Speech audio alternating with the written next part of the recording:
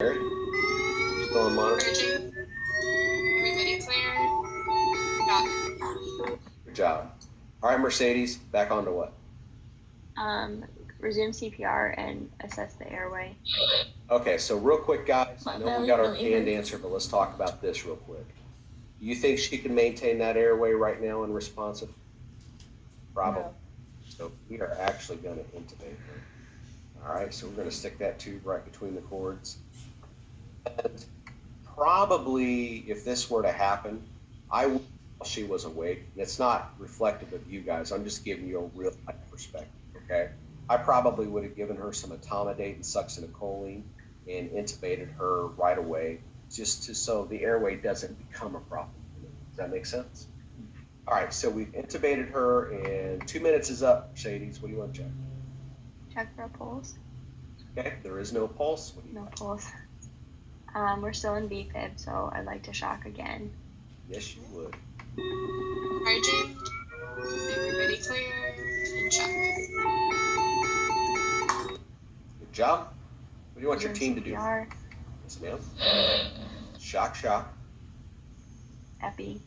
Yes, ma'am. So administer epi, How much? 1 milligram. Sorry, Mhm. 1 milligram. Who's on meds? I am administering 1 milligram of epinephrine. Good job.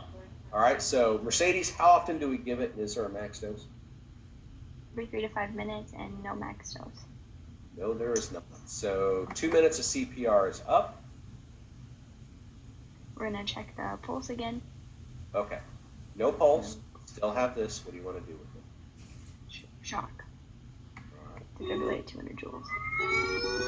Bridging. Everybody clear? And check. Good job. So there's your third shock. What's your team to start with? Resume CPR, Shock, epi shock. What's next? amiodarone, Yes, ma'am. How much? 300 milligrams. Mm-hmm.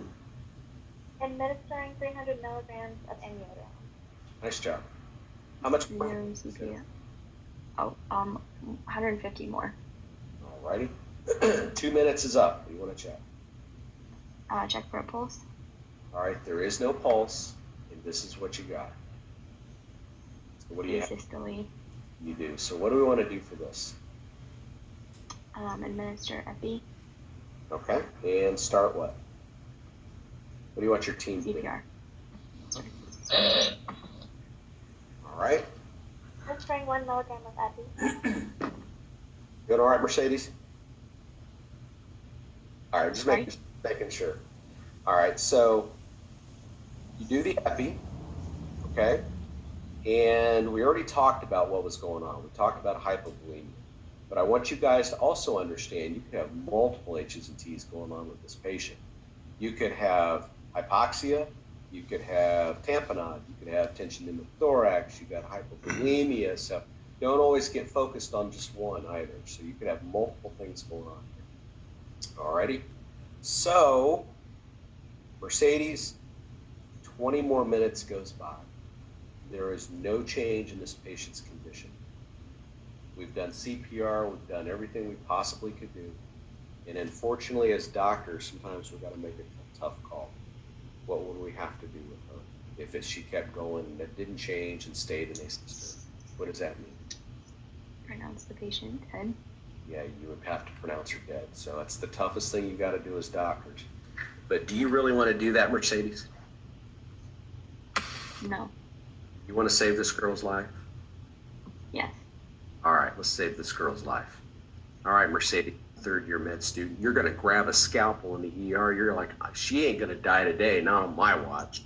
So what she does, she gets aggressive. She grabs that thing. She cracks the girl's chest. She gets a couple of clamps. She reaches in there. She clamps a couple of bleeds. And then she reaches in and gives direct heart massage with her bare hand. 2 minutes is up, Mercedes. What do you want to check? For a pulse. You've got a pulse, Mercedes. How about that? I thought it was just going to be a regular Wednesday. Nope.